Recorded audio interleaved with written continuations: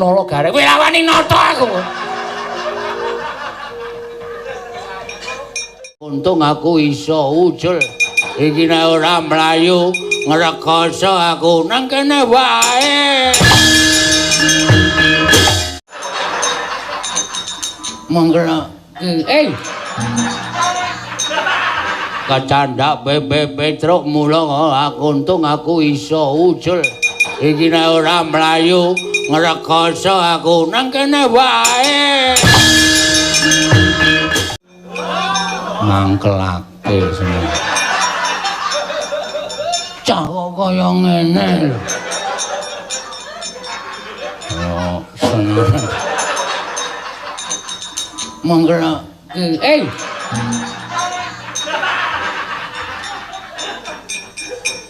Wong edan kabeh.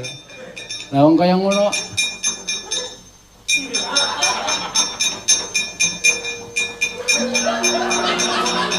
Apa sini? Anggemu kaya apa? Demit kaya ngene ora bakal iso ilang. Akene iki kulino kaya demit ae. Aisyah, kaya ya terus. Aisyah. Ini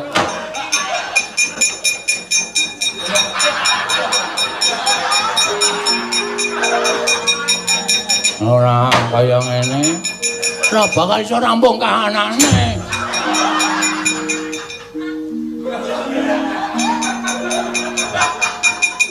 Endo we. Endo. Kowe. Lho, nanti demene ilang kowe karo aku turu kok. Ora. Wah, Betari Durga ngabla-abla. Alah-alah nganggo Durga men. La rak tenan. Aku wis mbedhek nek nganti konangan Panakawan ngerek-ngerek kaya uripku. Woh, ladalah. Kekacandak bebe Petruk mula aku untung aku iso ucul. Iki nek ora mlayu ngrekoso aku nang kene wae. Nolo gareng kowe lawani nata aku.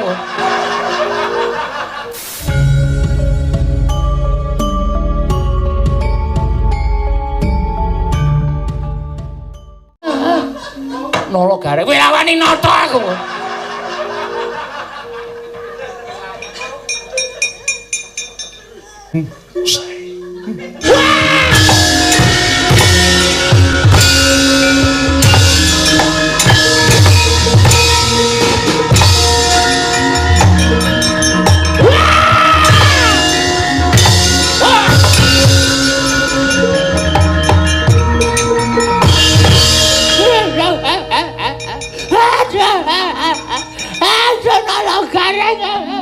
Aku kampung nolong gareng.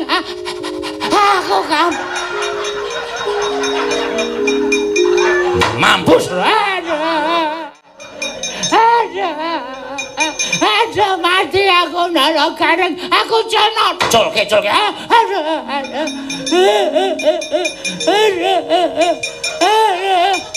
Nolong gareng. Nolo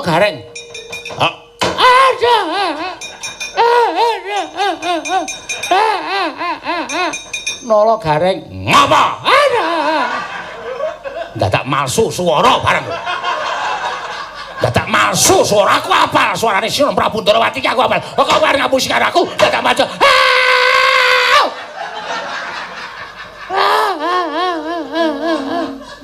Nolo gareng kowe lawani nata aku.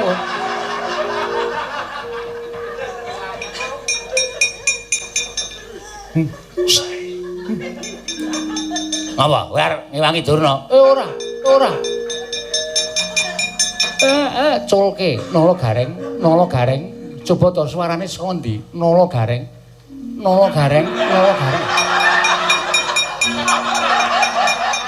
Oh, sinuwun. Bekti kula. Wong edan ora.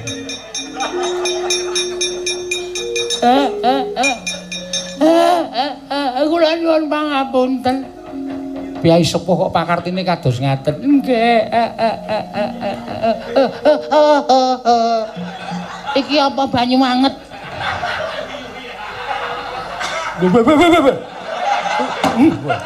Aku ora mikir kok kena ya. Wong tuwa nguyuh sak nggon-nggon.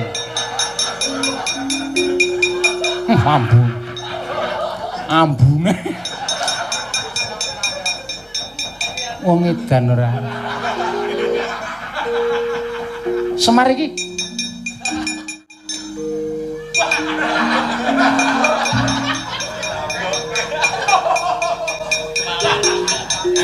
Pun kula elekke liyane. Kula gaweke kalen-kalenan. Apa lho? Kula muni nggih, tansah pinanganing kawidadan ring Sambikala swanipun ing Mbok ping Sukalima mangga widodane skala sowan kula. Tebih saking Sambikala. Bapa menemban katuran karaharjan rawuh wonten negari Ngamarta, anak Prabu Ndarawati. Widodane ring Sambikala swanipun ing Mbok ping Sukalima mangga widodo sowan kula. Namung kemarin kula ngaturaken pudya pastawanipun ingkang Bapa kunjuk ngersanipun anak Prabu Dwaraka. Inggih Bapa kula tampi. Akarya Bambang Raos sing manahipun ingkang putra ing Dwarawati. Durna bapakku. Aku ngaturake basaku katura. Bapa penemban ingkang putra ing Madukara ngaturaken sembah kula kunjuk. Werkudara Janaka tak tampa pangestune wong tuwa tampanana ya Ngger. Ndak gegem dadiake jimat. Inggih Bapa, kula tampi akarya Bambang Raos sing manah. Bapa penemban katuran kasekecakaken anggenipun lenggah. Bapa penemban kasekecakno anggenipun lenggah wonten ing Datre Praja Ngamarta. Oh iya nek kula sedewa tak tampa. Wis ora kurang kepenak nggonku sowan ning Praja Ngamarta dina samengko iki Ngger. Pinten tangsen.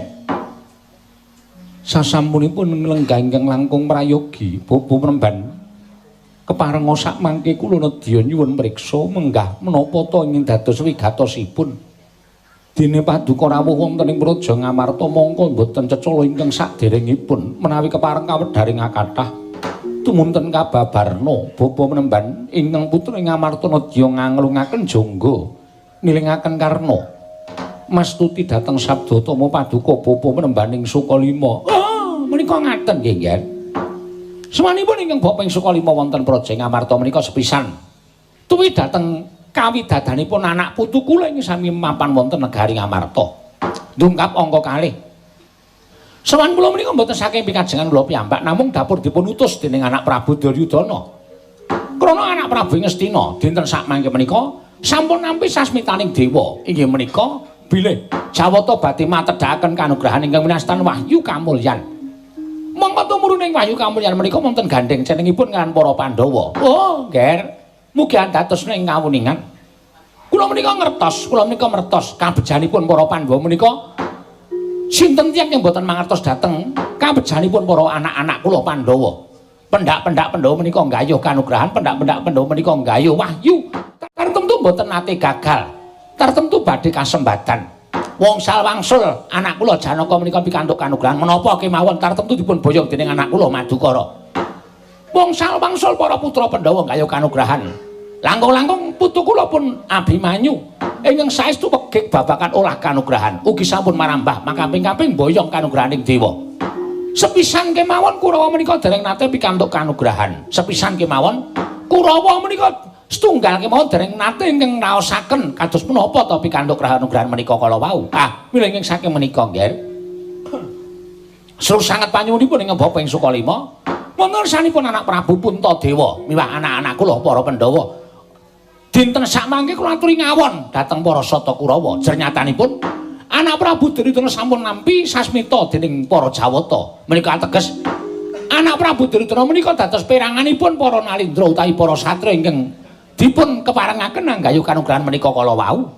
Nanging kula pitados menawi para Pandhawa ugi nggayuh kanugrahan menika kala wau tartemtu anak Prabu Duryudana kawon anggenipun nggayuh kanugrahan menika kala wau. Mila kula suwun kanthi sanget kejawi anak-anak kula Pandhawa kula suwun sampun ngantos nggayuh kanugrahan menika kala wau ingkang angka kalih.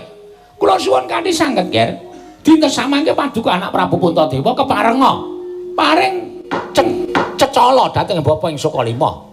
Paring pepadang dhateng manahipun ing Bapa ing Sukalima srana kula menika dipun utus dening anak Prabu Duryudana paringa dawuh Wahyu Kamulyan menika mangke badhe tumedhak wonten pundi lan serananipun menapa supados saged nggayuh Wahyu Kamulyan menika kala wau. Menawi anak Prabu Puntadewa menika saestu lair batos mboten awel anggenipun paring dawuh. Oh, kula ngaturaken panuwun ingkang tanpa pepindhan, Nger. Kula ngaturaken panuwun ingkang tanpa pepindhan. Nanging menawi para Pandhawa menika samangke awel badhe ngaturaken wonten pundi dunungipun wahyu menika badhe mandhap inggih menika wahyu kamulyan. Cetha sanget menawi para Pandhawa menika anggenipun nandur mineh memungsuhan dhateng para Kurawa utamanipun anak Prabu Duryudana menika boten namung lair nanging batos dumugi batos. Ketidak paduka boten saged utawi boten purun nedahaken wonten pundi dununging kanugrahan menika mangke badhe mandhap. Nger ingkang mekaten menawi paduka anak Prabu boten keparengaken paring dawuh wonten widunungipun wahyu menika badhe tumedhak dinten sakmangke kula sampun lair batos sangenipun badhe munjak rasa paduka anak Prabu Darmakusuma lan para Pandhawa. Kula getun, kula geduwung gadhahi murid inggih menika para Pandhawa. Kula getun nyatanipun Pandhawa menika sampun kondang satriya ingkang lair batosipun tansah nengenaken dhateng kautaman, nengenaken dhateng kabecikan. Nanging sabab menapa?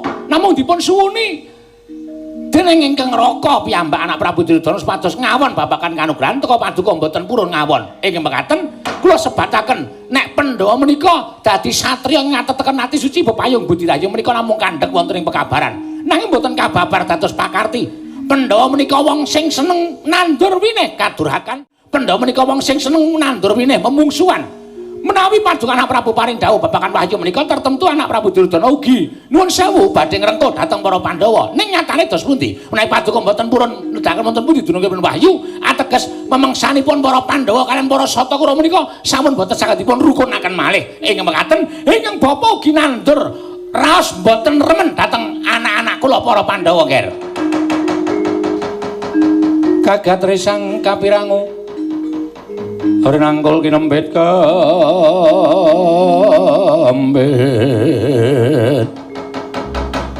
dosa ngreknaning bawana ing nuwun mapunten Bapa Penemban paripaksa kula ingkang badhe caos wangsulan dhateng paduka Bapa Penembaning Sukalima. Nggih, mboten dados menapa jer panjenengan menika pujangganipun para Pandhawa. Pangandikanipun Natandrawati menika sami kemawon aturipun anak-anak kula para Pandhawa. Inggih. Namung nuwun sewu. Pangandikanipun Bapa Penemban Durna ing mekaten menika kala wau kula nuwun sewu. Saking petangan kula kok kadidene pangandikanipun sanes pangandikanipun pendhita. Teka paduka nyuwun dhateng para Pandhawa nanging kanthi sarana meksa kados mekaten menika menapa menika pantes dados pangendikaanipun Brahmana. Menapa menika pantes dados pangendikaanipun satunggiling pandhita. Kula mapunten. Ing nami kanugrahan menika peparingipun dewa menika ingkang badhe den tuju menika tetiyang ingkang ngateken ati suci pepayung budi rahayu. Tegesipun tetiyang ingkang tansah ngenaken dhateng kautaman lan kesaenan. Perkawis Pandhawa menika pikantuk kanugrahan wongsal wangsul menika mboten kok perkara Pandhawa menika ditresnani karo dewane menika mboten nanging Pandhawa menika tansah nindakaken dhateng menapa sampun dipun dawuhaken para dewanipun. Perkara Kurawa ora tau entuk wahyu menika kula nuwun sewu kula aturi nintingi dhateng lelampanipun Kurawa piyambak. Tiyang sak jagat menika sampun ngertos bilih Kurawa menika nuwun sewu nadyan menika kadang nata. Nanging gadhahi watak adigang adigung adiguna nengenaken dhateng kadurhakan nengenaken dhateng watak angkara budi candala.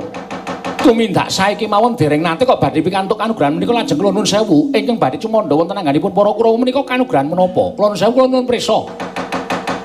Upami wonten kanugrahan ingkang mapan wonten anggenipun para Sata Kurawa, kula kinten kanugrahan menika kanugrahan ingkang kesasar. Oh, mangkir piyen, Jar? Mangkir piyen?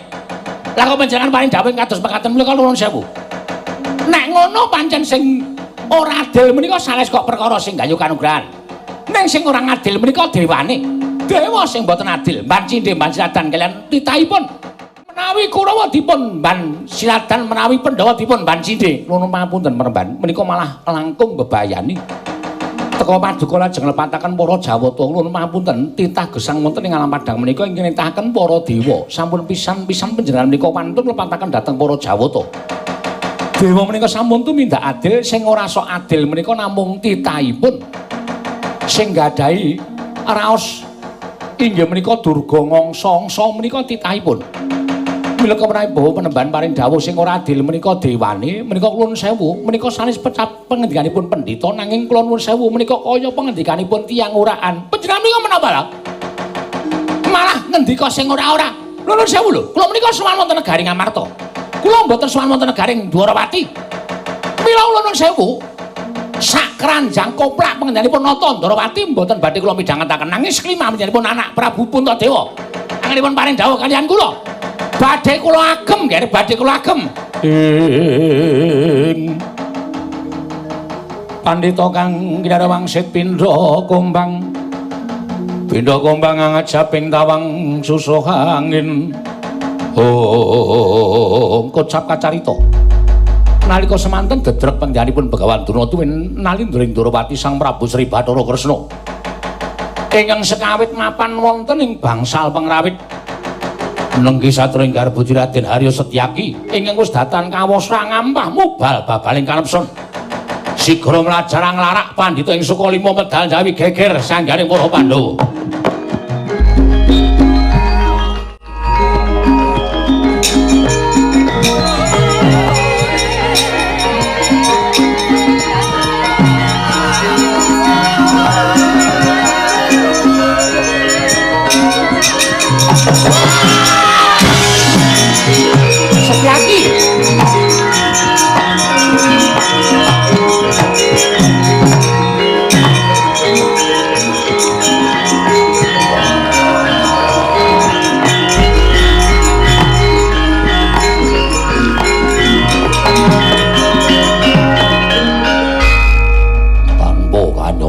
Setyaki munggah ana ing parapatan nglarak Durna monggo Durna wi guruku Durna wi bapakku Setyaki yen nganti kewani gawe bapak kulite Durna bapakku gedene gawe cintrakane Durna bapakku aku sing ora tima Werkudara ora susah siadi sing ora tima yen nganti Setyaki mengko gawe kapitunaning bawa penemban Durna aku sing tanggung jawab Kresna kakangku ora iso misah Setyaki karo Durna aja takon dosa aku sing ora trima. Ya pun Kakang kang tanggung jawab rasa kuwatir Yayi. Ya mung ngene. Pun Kakang tak matur ngesani Yayi Aji. Ya tak sumanggake Yayi. Kula wonten maring dawuh. Dereng kemawon ingkang Raka munjuk atur babakan perkawis Wahyu kamulyan menika kala wau.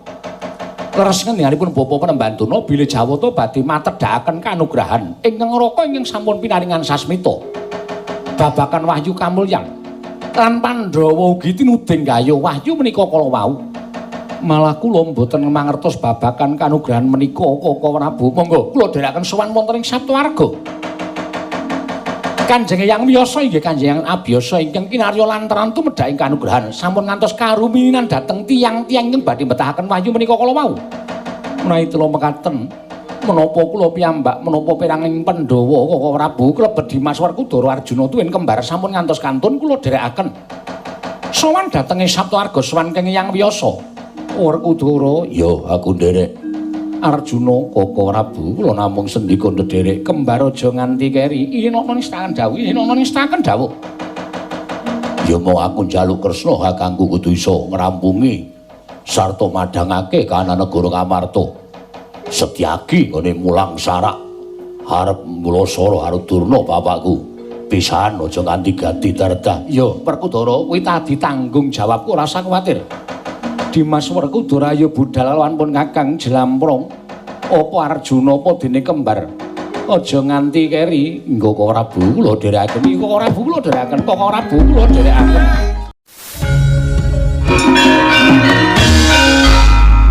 kenging napa ngerti-ngerti kok tiba teng alun-alun.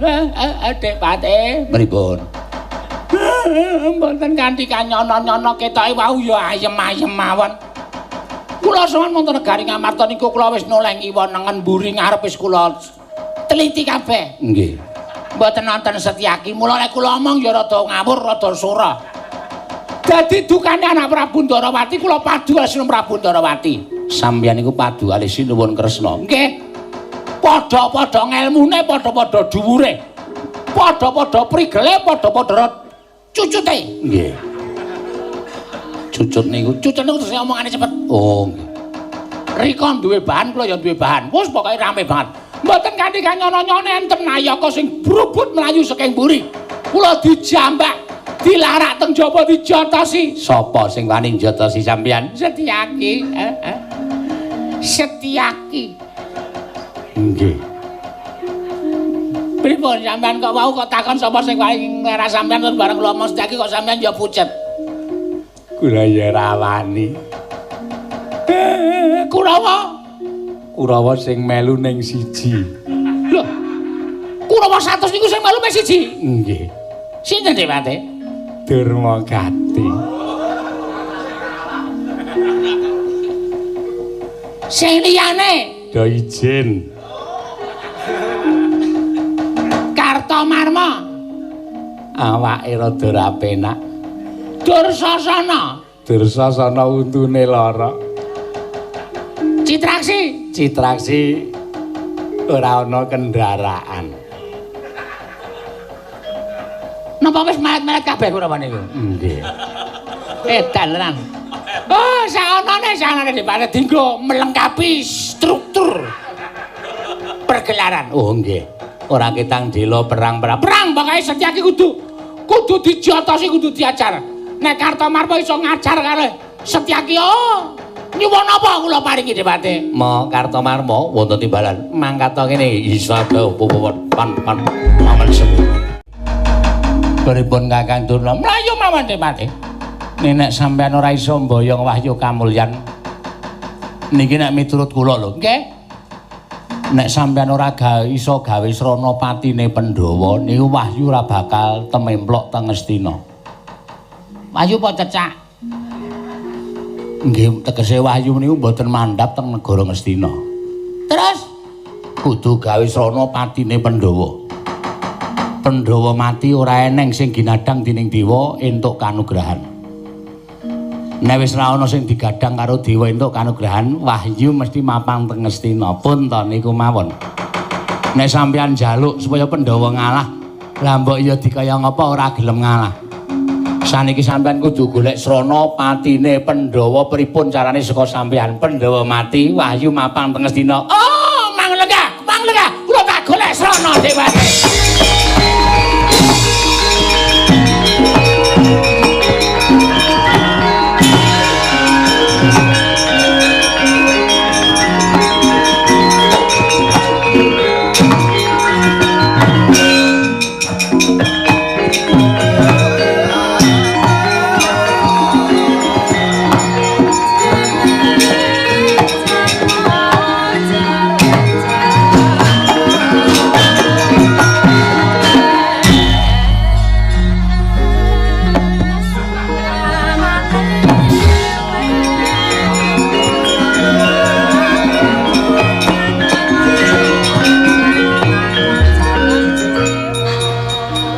Nek wis menang ki mbok rasa sok pamer.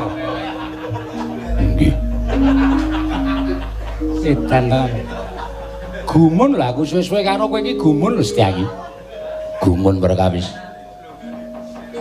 Kowe iki nek tumandang ora nate didhawuhi mbuh bener mbuh luput tok tindakke. Lah iki mau tak takon. Durna kok tok larak ki sebab apa? Nggih. Wantun lan Koko Prabu. Koko Prabu menika ingkang nderekaken kula. Lah iya. Kula menika senopati, bener. Menawi wonten menapa-menapa kula ingkang kedah temandang Durna wani lan Koko Prabu, kula sing kudu ngajar Begawan Durna. Ning rak kudu nunggu dawuh saka Nalendra. Nunggu sampeyan yo ora dinehi kesempatan. Mula-mula nggunakake napa jenenge? Peling. Tempiling raimu sisan kowe. Setyaki kok pelang-peling. Nyatanipun Kurawa sami mundur jebul kula niku wis tuwa. Ning nek temandang ngrampungi Kurawa 100 wis isih duwe kekuatan. Lah iya ya syukur ning sesuk menek wong mungsuhe wis mundur kok gleleng men. Keploki penonton. Penontone sapa? Wong ora ana sing keplok kok. Kula mireng mak pok. Pok apa Setyaki? Wonten timbalan. Pun Kakang bakal budal marang Sapwarga. Nah ngaten kula nderek, mesti wae siadi tak kanthi. Lho niki ngestaken dawuh. Sawisna titianing pun Kakang budal marang Sapwarga nderekke para Pandhawa sawawika Prabu kula nderekaken Setyaki. Iya.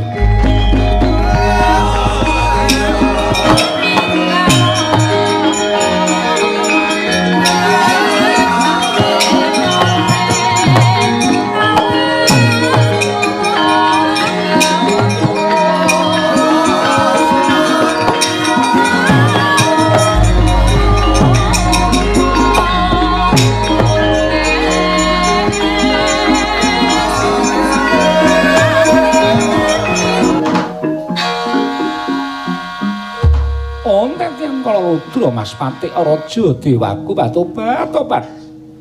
Mula kanan dandang mangure panas. Akeh para sangganing para baju barat ing padha nungsang puyang numbuk bentus playune merga ke taman gara-gara. Ana titah pujang goreng ing sowan ning ngarsa ulun iki kaya Begawan Durna ingkang sowan padha raja sak praptamu Kumbayana. Oh lole. Tansah pinanganing kawitatan ing Sambikala Ibu Bathari. Kemareng kula ngaturaken sembah sumung keping pangabektinipun ingkang abdipun Begawan Durna kunjuk kersa paduka Sang Ibu Bathari. Tak tampa penemban Durna ralat pangestuku tampanana. Kula pun ninggal jimat paripeh dayana ing kasantosan. Sawise santata nggonmu ngadhep ana wigati apa dene sumengka nggonmu ngabiyantara ning ngarsa ulun. Ulun nuwun sewu Manja Bathari. Sawan kula ngersa paduka Sang Ibu Bathari menika istrinipun namung wale-wale menapa nyuwun kawelasan dhateng paduka Ibu Bathari. Kawelasan babagan napa? Mboten perkawis brana pijes. Duweng derajat miwah pangkat. Panjenengan prisa piyambak bilih ingkang abdipun Begawan Durna menika minangka dados pujangganipun para Sata Kurawa, pujangga negari Ngastina, pujangganipun anak Prabu Duryudana. Monggo dinten samangke kula menika pinasaran dening anak Prabu Duryudana supados kasembadan gayuh wahyu kamulyan. Nanging mugi dadosna ing kawuningan Manja Bathari bilih wong salwangsul Kurawa pendak-pendak gayuh wahyu menika tertentu gagar wigar tenantuk karya. Dipun sababaken inggih menika wontenipun para Pandhawa. Mergi para Pandhawa pendak-pendak gayuh kanugrahan menika tertentu kasembadan. Kanugrahan menapa kemawon tertentu dipun kukup dening anak-anak kula para Pandhawa. Mila saking pangemetanipun ingkang abdipun Begawan Durna, nek Pandhawa isih urip wonten ing alam padang, tertentu anak Prabu Duryudana mboten saged kedurungan wahyu Kurawa mboten saged gayuh kanugrahan. Mila sawan kula wonten ing dandang mangure menika, nyuwun sanget dhateng Pandya Ibu Bathari, saged sak mangke paring pambiyantu dhateng kula, supados kula saged mejahi dhateng para Pandhawa. Amargi petanganipun ingkang putra utawi ingkang abdi ing Sukalima, nek Pandhawa sampun pejah. Tartemtu mboten wonten malih ingkang saged gayuh kanugrahan kejawi kanugrahan menika kala wau badhe tumedhak dhateng wayah-wayah paduka pun Sata Kurawa Manja Bathari. Putra Pandhawa tata gati Wisraya. Indriyaksa Sara Maruta Pawana Bana Margana.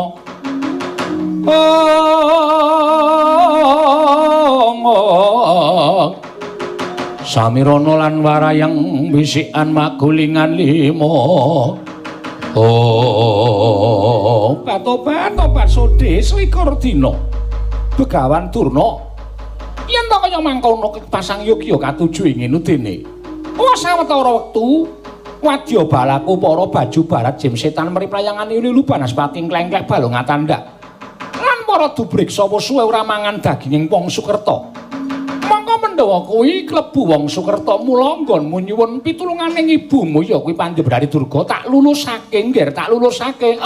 Matur nuwun Pak Ibu Bathari, matur sembah nuwun tanpa pepindhan.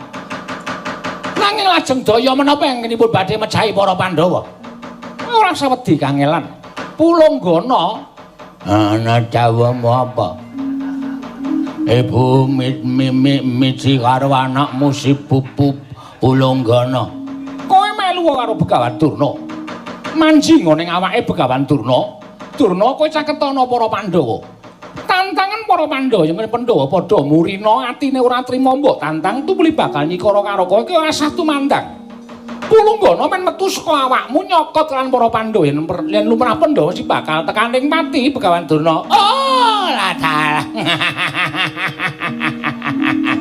Matur nuwun Ibu Bathari. Nah ingatan ingkang abdi pun Pulunggana kula suwun supados panangangganipun ingkang putra pun Kumbayana. Pulunggana Apa? ora usah dadak rekoso tumandang golek daginging para Pandhawa. Cukup kowe mancing angganing Begawan Durna. Kanthi watak panglemunan tegese aja nganti katon dening netra wantah. Aja nganti ketok disawang dening sapa wae. Kanthi srana panglemunan mau kowe bisa nyikara marang para Pandhawa sarana kowe metu saka angganing Begawan Durna. Durna ora usah tumandang karya. Oh la la la la la la. La dalah. Yayan ngono ngestake dawuh Ibu Betari terus mangkatku besok kapan? Mangkatmu besok kapan, Durna? Oh, dinten menika ugi Pandhawa tertunggu sirna saking lumahing bumi kreping langit. Mapan angganing Begawan Durna. Durna tata ngampetam began aku tata mapan angganing Begawan Durna. Aku njaluk pangestu ya Ibu Betari. Sing ati-ati aja nganti kaya bocah cilik Pulunggana.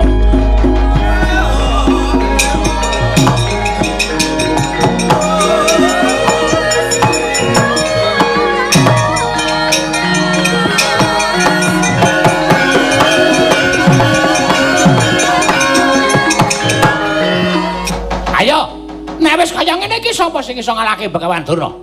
Ora usah tumandang karya. Pulunggana sing wis mapan ning anggaku bakal ngrampungi karo kowe Pandhawa. Oh, Pandhawa mati 5 cacahe.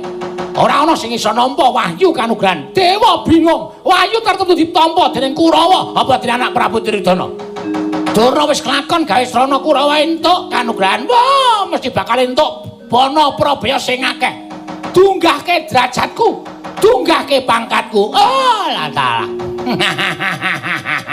Werkudara Janaka tak caketi aja mbok anggap aku wong tuamu. Ning aku wis dadi mungsuhmu. Bagus. Wonten timbaning adawuh Kanjeng Hyang. Wah, abiyasa kakekku piye? Teka tanggaping sasmita. Kelawan apa sasmitaning dewa ingkang wis eyang tampa. Lamun dina samengko pun eyang sinaraya dening para Jawata supaya dadi lantaran tumedhaking wahyu kang aran wahyu kamulyan. Puntadewa wonten timbalaning adawuh Kanjeng Hyang saka penemuning pun eyang ingkang pantes lan trep supaya nampa marang wahyu kamulyan ya kuwi para Pandhawa. Dene dasare apa?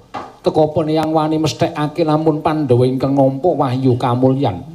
Kulup sejatine peniyang wis ngawruhi lamun para Pandhawa minangka utusaning adil ya kuwi gawe tentreming jagat sawigung. Mongko mulyane wong urip ana ing alam padhang mono lamun ora sinartan tentrem atine ayem penggalihe tan wurunga bakal ora bisa nggayuh ing winastan kamulyan. Ya mulyaning lair, ya mulyaning batin. Mulyaning lair lamun to kecukupan kelawan apa ingkang usinandang, mulyaning batin lamun to uripe kuwi migunani tumraping wong akeh. Mula nggir Pandhawa aja kendhat nggonmu tansah tetulung marang sak pepadane ngaurip. Aja kendhat nggonmu tansah paring buga wong kaluwen, paring sandang wong kawudan, paring teken wong kalunyon. Iku mau kabeh sayekti kinarya tapa nggonira mapan ana ing alam padhang. Nggih, menapa ing sampun paduka dawuhaken tartemtu Pandhawa boten badhe selak Kanjeng Hyang. Dene Kakang Prabu Ndarawati ingkang tansah angulati kelawan putu-putuku Pandhawa aja kendhat nggonmu tansah njejeke marang kang bingkong, aja kendhat nggonmu tansah benerke kalawan kang luput. Sabab becika dikaya ngapa Pandhawa mono titah sewantah ing kedunungan ina lali sawah apes kelawan mati. Elingna namun nedeng lali dandanana lamun nedeng ina. Inggih ngestaken dawuh paduka Kanjeng Hyang.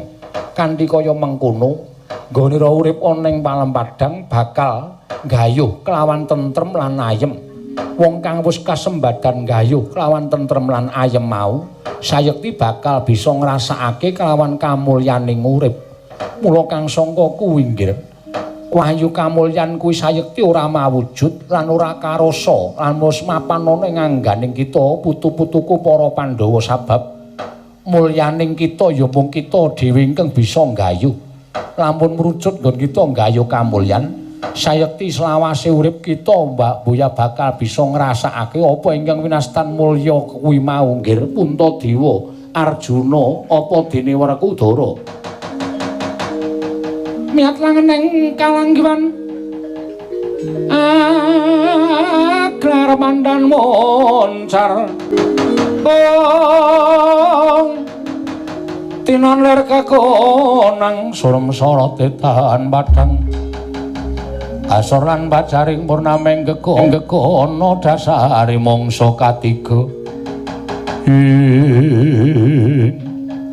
Kanjeng Eyang menapa ing sampun paduka dawuhaken tartemtu ingkang wayah badhe nindakaken menika menggaturipun ingkang wayahpun Puntadewa ya semono uga aku abiyasa akehku aku mesti nindakake apa sing dadi dawuhmu inggih Kanjeng Eyang menapa ing sampun paduka dawuhaken tartemtu dadi nandhi wonten ing mestaka dening ingkang wayahpun Madukara Kanjeng Eyang Saptawarga syukur yen to kaya mengkono ndak suwun marang kersaning dat kang murwengdat. Muga-muga apa kang dadi pangendikaku ora mrucut lawan kersaning para Jawata, wahyu kamulyan ya mung para Pandhawa ingkang keduga nampa nggih. Ana daya ingkang rumasuk lawan anggamu kula Pandhawa. Sayekti iku tumedhaking wahyu kamulyan ingkang wis mapan ngangganing Eyang ing Saptawarga. Inggih Kanjeng Eyang. Nanging aja daya-daya bungah kang dadi atinira kulup Puntadewa Werkudara Janaka lan kabeh. Wahyu kamulyan bakal ora rinasa dening kulup putuku Puntadewa lamun datan sira gayuh pribadi jumbuh kelawan ingkang wis tak dawuhake. Duwenana penggalih ingkang tentrem lan ayem. Nyingkirana watak kelawan durga ngongsongsa, kulina meper kawan mubal babal hawa nepsu. Ngrasakake urip tentrem lan ayem sawise urip tentrem lan ayem sira bakal manggih kamulyan ingkang sejati. Nuwun sewu kula ingkang sowan Penemban.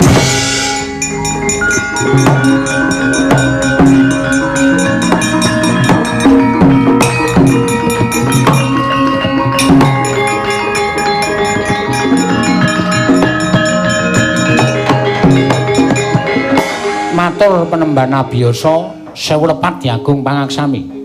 Ponokawan Petruk nggih. Eneng apa Ponokawan mlayu-mlayu munggah ning pecerabahan pertapan Saptawarga. Menawi mboten genting swasanipun, kula mboten tartemtu mboten badhe minggah wonten ing pertapan Saptawarga karena menika sampun status waspada. Petruk njaluk didugang raine ora. Ndang matura. Loh, saking ngandhap manguwuh-wuh sumbaripun petak acia-cia. Pak, petak acia-cia ya, Pak. Iso omong kok ora ngerti tegese petak acia-cia iki. Petak kuwi basa Jawa, cia-cia kuwi basa Cina.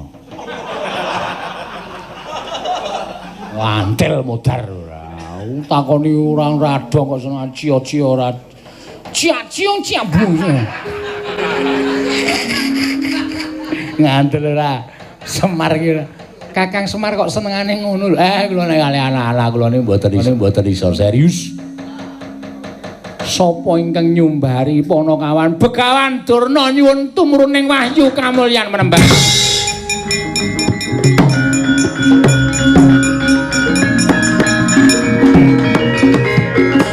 Werkudara, piye? Aja kaget lamun Petruk matur yen to ingkang gawe geger Penemban Durna ya bener kuwi wong sing menehi ilmu kelawan sira. Wong kang menehi ilmu kelawan Werkudara apa dene Janaka, nanging yen to pakartine Durna mau wis kleru saka dalan sing bener, wajibe mbok benerake. Yen Durna wis menggok satus bengkong pakartine wajibe mbok jejekake. Mungguh kuwi wong kang kepengin nggayuh kamulyan sejati, nggih.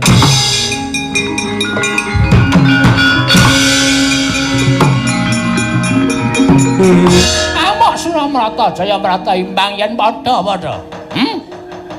Aku wis ora nganggep Pandhawa kuwi dadi muridku.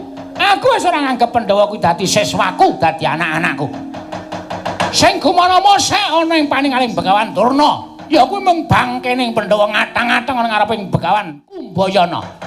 Werkudara, Janaka, yen perlu sapa wae sing berani karo Pandhawa, rawe-rawe rantas malang-malang bakal aputuk.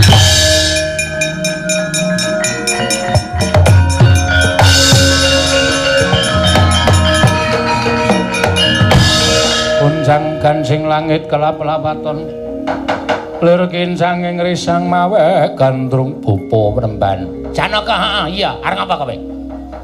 Bapa Penemban kula aturi emut dhateng Purwadasina. Menawi Bapa Penemban kepareng ngersakaken wahyu kamulyan kula caosaken tangan kula kekalih. Nanging sampun ngantos nilar dhateng tata kramining kabrahmanan Bapa Penemban Durna. Ora usah dadak ngelekke karo aku. Ora usah dadak ngelekke karo aku. Pintra Jara Langit isih menang Begawan Durna tinimbang kowe. Apa mbok anggap aku lagi lali? Apa mbok anggap aku lagi lirwa kelawan kewajibaning kabrahmanan iki sing bakal tak tindake. Ya kuwi netepi marang pujangganing nalin negara Ngastina, pujangganing Nata Prabu Duryudana. Yen aku ora iso gawe Nata Ngastina Prabu Duryudana entuk kanugrahan wujuding wahyu kamulyan. Tutur ketawur ora ana gunane aku urip nang alam padang. Bapa Penemban mboten saged kula emutaken. Anggepmu aku lali, ngono apa piye? Tok elingake. Kowe arep ngapa kowe, Janaka kowe arep ngapa? Nai Bapa Penemban mboten saged kula emutaken kepeksa kula wantun karan panjenenganipun Bapa Penemban Durna. Alah. Ngelmumu saka aku.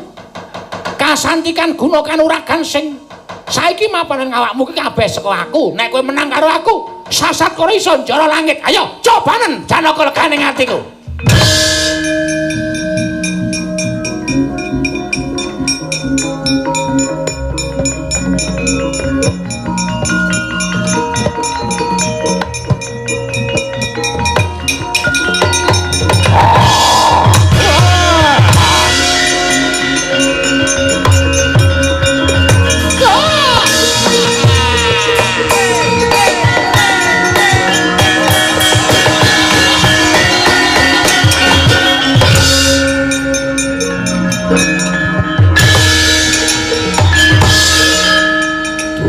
Bapakku. Werkudara ngapa kowe?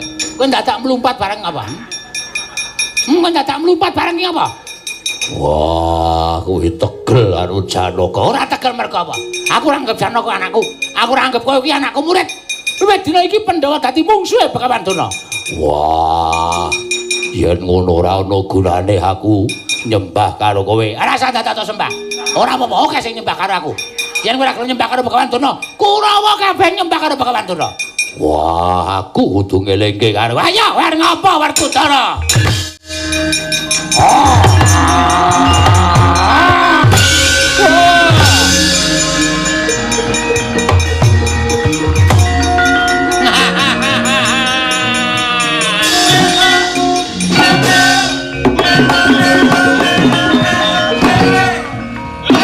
Ora pas iramane ketok iki.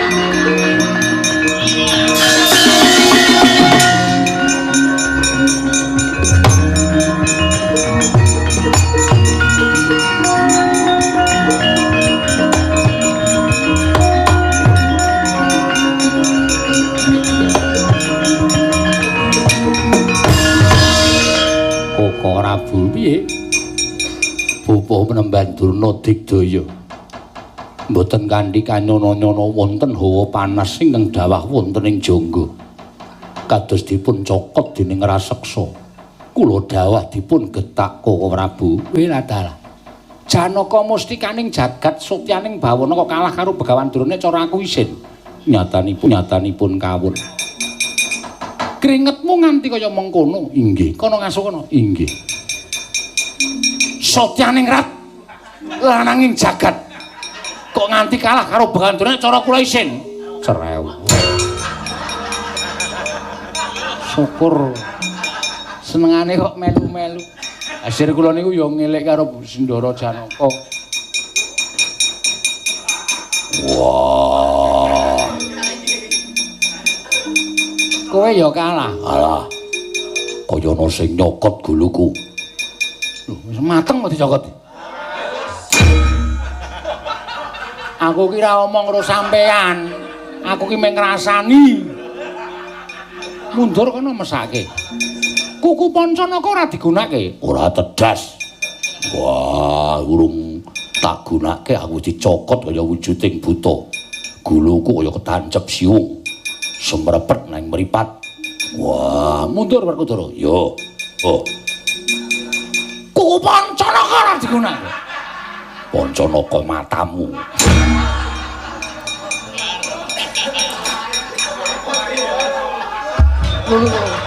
Iki ngapa to? Mumet kok. Mumet kok ngembruki ratu lho.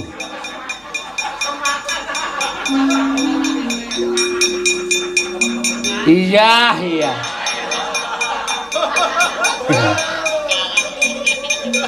Nala Gareng nggih. Saka ngendi? Lho kula niku nek ana bendara perang niku tidak mangku tangan. Mesti mbelani. Lho, kowe ya melu perang. Lho piye to? Mbok mau mresani. Lah dalah dikapakke cokot. Urung mateng barang dicokot. Kowe digetak ora? Digetak kontal. Mesake awakmu ringke mundur, nggih. Ngapa mencicil?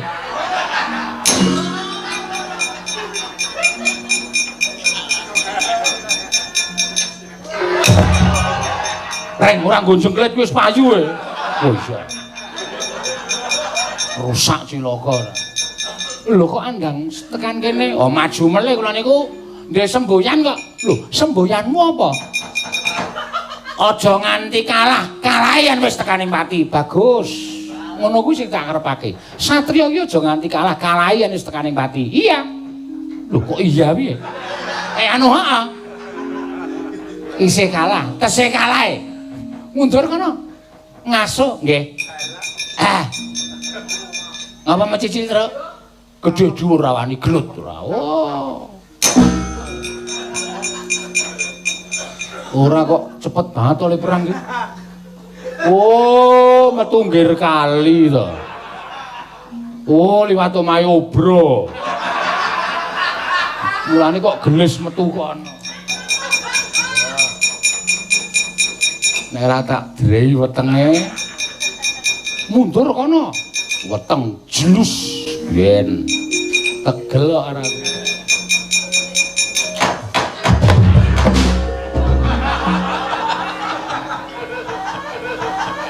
Jane wis gunane asik nggih. Iya.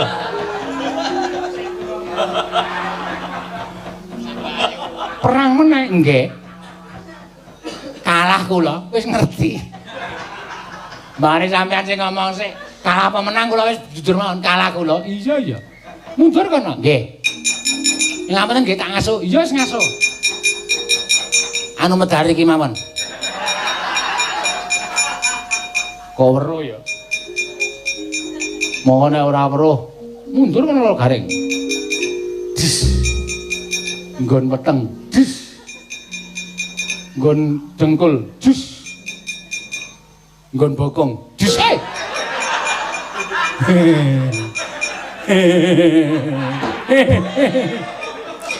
Sokor gejepet tuwit.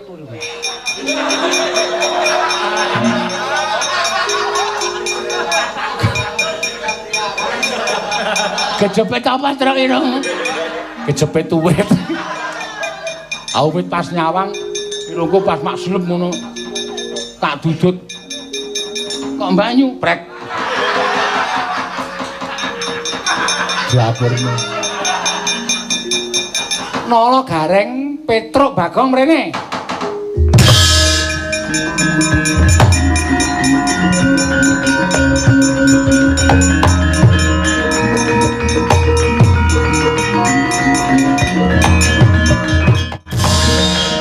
Begawan Durna kae ora baen-baen nggih.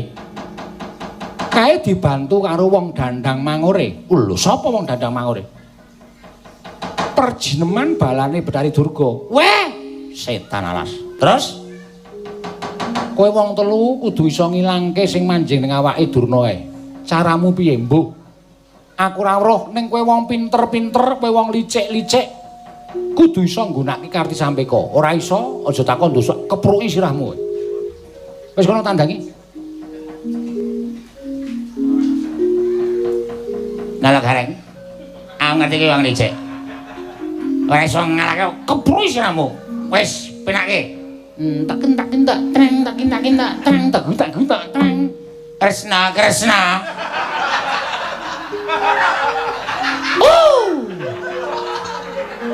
Kowe ngopo reng? Mangkel aku. Omong apik alus kok mingkon temandang karyae kok. Ora iso ngetokke demit sing mapan ning awake Baganduna kepruki sirahmu. Ayo ratu kaya terus. Ah iya.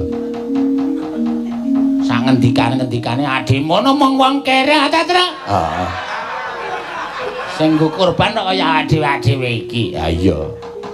Rasaku kan cirigis. Oh, cirigis menyang Dawen Sundarawati justru itu sebagai pamecut kita. Dia kudu berjuang belani Ndara Pandhawa. Yo ya.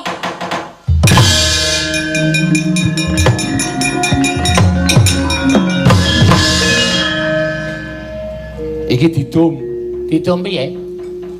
Gareng ning ngarep nantang Durna. Oke. Aku neng burine Durna ngenteni demite le metu. Engko nek demite metu tak cekele. Ning kowe nantang Durna. Oke. Aku kowe ngenteni Dul Desa. Waduh men ta, Tru. Engko nek demite mlayu ngidul.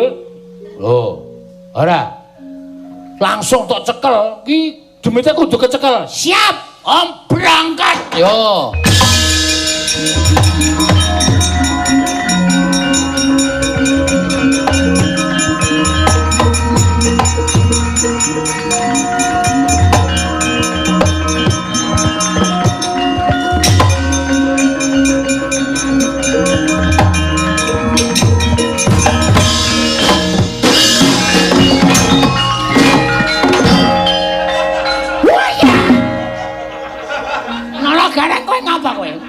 Kowe ngapa kowe?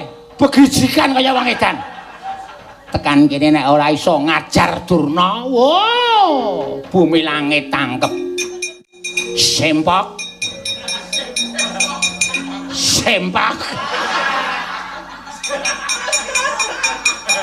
Ai. Wes ya. Wajeh. Kono maju. Nak candak tangane set dunke nyet dengkul diajane tuwek. Glayar. Candak sirahe dunke antil nggon pilingan nganggo dengkul diet. Glayar.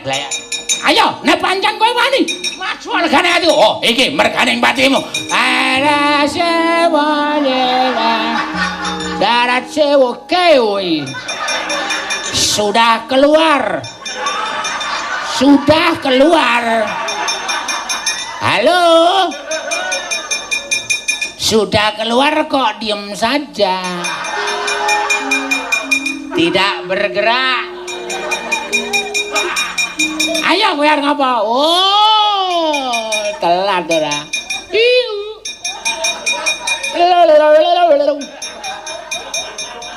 Ngandel ora. Petruk kok kan meneng bahaya turu. Ya tak buandem saka kene. Halo. Oke. Sempak.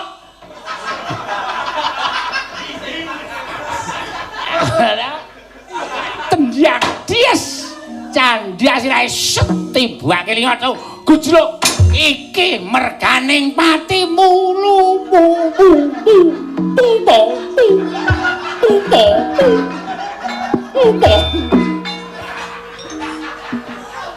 Yai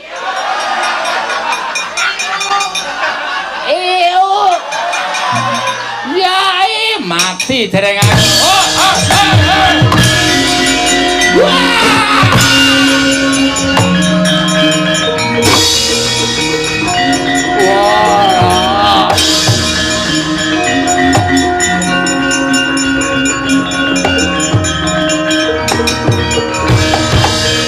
la tenan.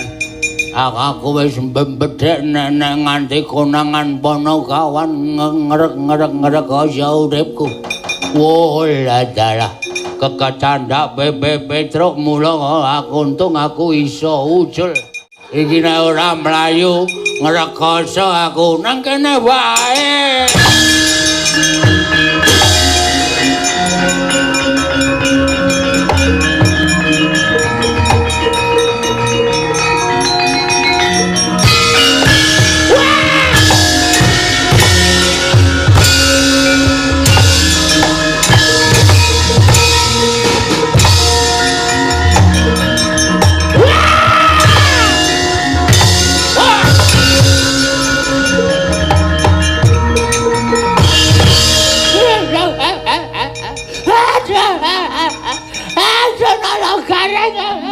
Aku kampung nolong gareng. Aku kampung. Mampus. Aduh, mati aku nolong gareng. Aku cenot. Culke.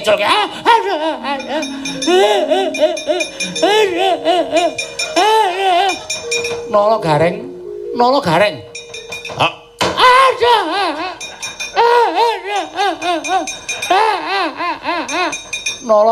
Ngapa? Dadak malsu swara bareng. Dadak malsu swara aku apal suarane Sinun Prabu Ndarawati aku apal. Kok arep ngapusi karo aku dadak maca.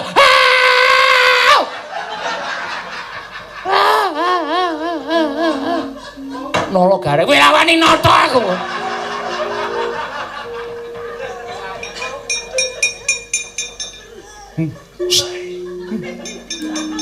Apa? Kowe arep ngewangi Durna? Ora. Culke Nala Gareng. Coba to suarane saka ndi? Nala Gareng.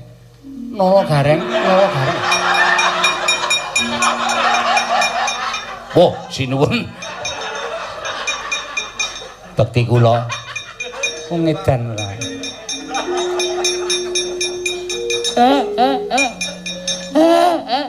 Kula nyuwun pangapunten. Piyai sepuh kok pakartine kados ngaten. Nggih. Iki apa banyu anget?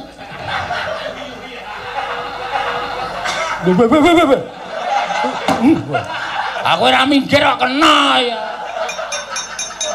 Wong tuwa nguyuh sak nggon-nggon.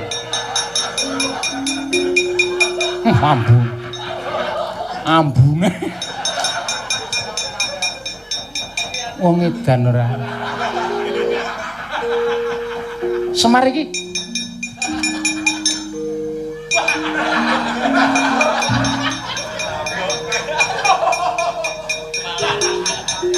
Pun kula elekke liyane.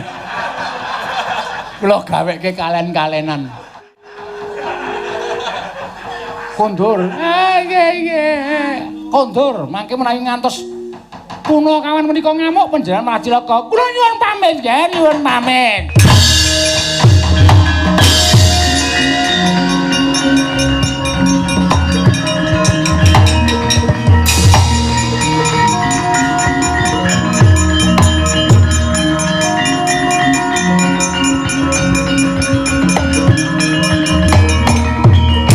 Aduh.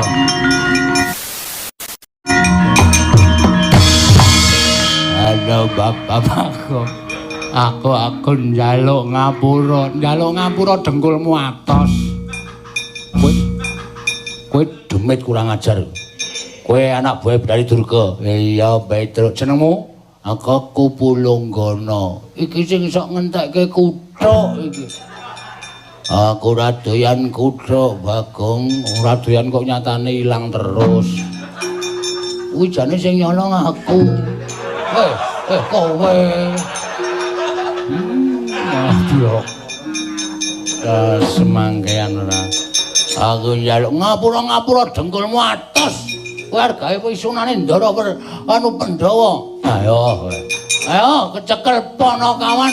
Demita ora iso ilang kowe. Ora iso ilang. Kowe ora iso ilang. Aduh, aku kapok tenan.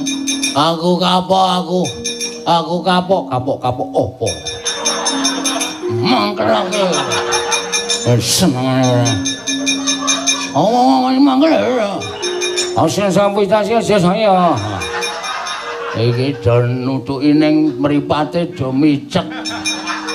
Tinggal lunga wae. Seneng. Awas apa ngene aku didoli ora. Wong njaluk sengake ora tau disaur. Aku sing ora wis santai kok kowe sing dutange kok jerawat. Hai. Mangkelake semua. Cah kok kaya ngene lho.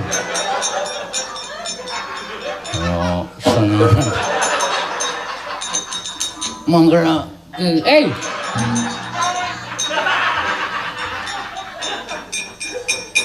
Wong edan kabeh. Lah wong kaya ngono.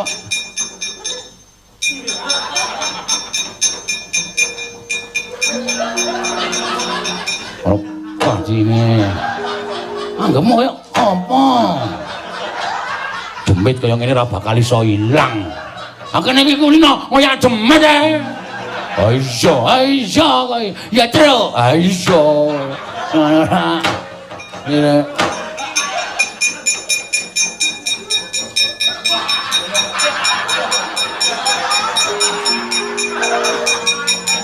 Ini ora kaya ngene ora bakal iso rampung kahanane.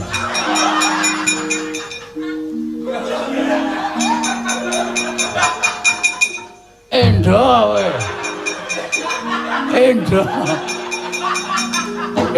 weh lho nanti demene ambilang kowe karo aku turu kok ora.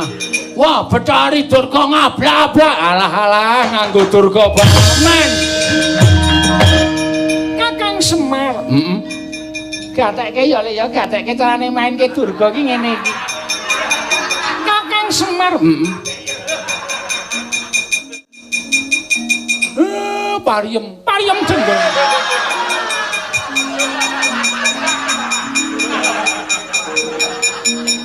Aku njaluk mati ning para Mandhawa. Gumbala geni. Ayo Bali.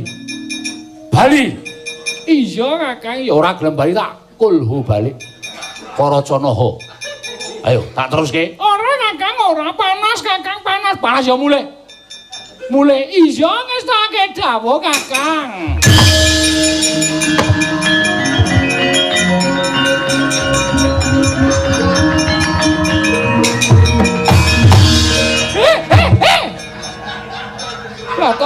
Tobat.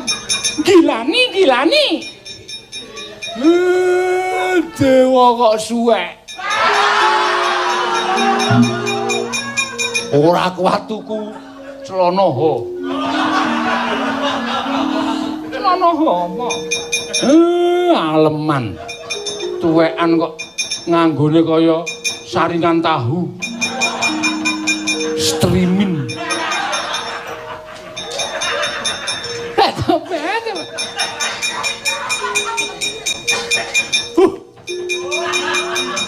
Kaya suket di streaming.